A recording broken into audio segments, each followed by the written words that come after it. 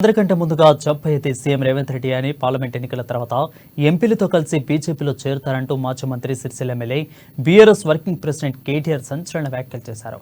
అరచేతిలో వైకుంఠం చూపి గద్దెనెక్కిన కాంగ్రెస్ ప్రభుత్వం ప్రజా సంక్షేమాన్ని విస్మరిస్తుందని ఆక్షేపించారు.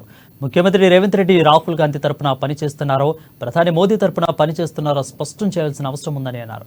ఆదిలాబాద్ పట్టణంలోని గాయత్రి గార్డెన్స్ లో మంగళవారం నిర్వహించిన పార్లమెంటు నియోజకవర్గ పూర్తిస్థాయి కార్యకర్తల సమావేశానికి ఆయన ముఖ్య అతిథిగా హాజరయ్యారు.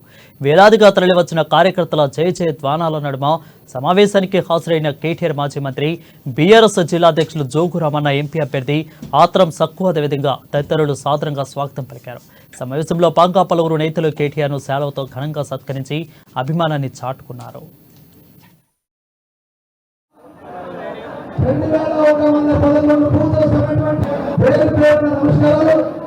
దయచేసి మీరందరూ కూడా ఎక్కడి వాళ్ళు అక్కడ కూర్చుంటే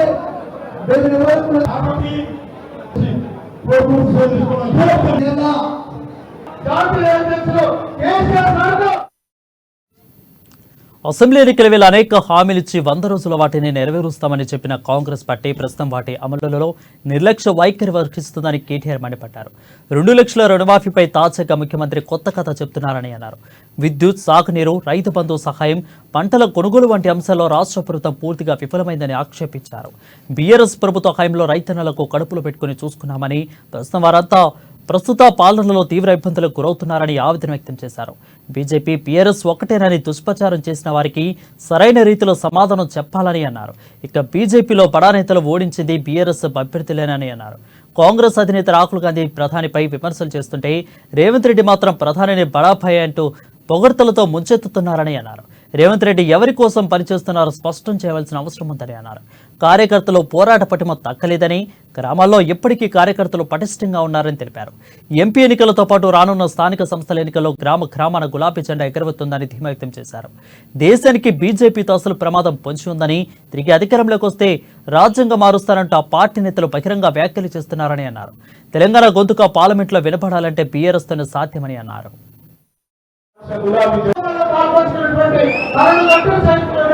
వారికి సందర్భంగా సార్ మీరెక్కడన్నా ఈ తెలంగాణ సంవత్సరం కోసం బాగుందండి. మీ వెంట లక్షలాది మంది కార్మికులు లక్షలాది కార్యకర్తలు ఇవి తప్పకుండా మీకు అందరూ అండతో ఆత్మ సభ్యులు ఎంపీగా గెలిపిస్తే కేసీఆర్ వరకు మనం అందరం పార్లమెంట్ బాగుంటుగా అడగండి. కాంగ్రెస్ ఏ హక్కు ఉంది అని ఊరు అడుగుతున్నాడో నిలదీయండి, ఎండగట్టండి, నిలదీయండి కాంగ్రెస్ పార్టీని, బీజేపీ పార్టీని. బీజేపీ ఓటులకు అడగండి. ఏమైనా రైలు అన్నావు, 5 ఏళ్ల కింద వచ్చింది మీ నాయకుడు, 7వ రైలు 6 నుంచి ఆదిలాబాద్ రైలు అడగండి. ఏమైంది సిసిఐ, ఎందుకు తెలియలేదు అడగండి. ఎందుకు రాజ్యాంగాన్ని మార్చే ప్రయత్నం చేస్తున్నారో ఏమాత్రం ఉంది అనే మాట కూడా బీజేపీని అడగండి. తప్పకుండా తెలంగాణ గేనాటిపేట శ్రీరామ రక్ష గులాబీ జెండా అనే మాటను గట్టిగా చెప్దాం. గ్రామాన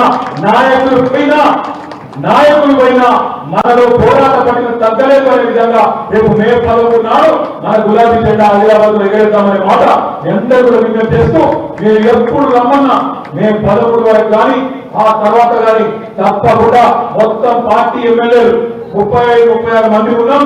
అందరం కూడా అనిల్ జాదవ్ గాని, గోపాలక్ష్మి గాని, మాజీ ఎమ్మెల్యేలు, మాజీ మంత్రులు గాని అందరం మీరు ఎక్కడికి వెళ్ళినా, ఏ ఒక్క కార్యకర్త సమస్య వచ్చినా అందరం వస్తాం, మీ పక్షాన్ని నిలబడతాం.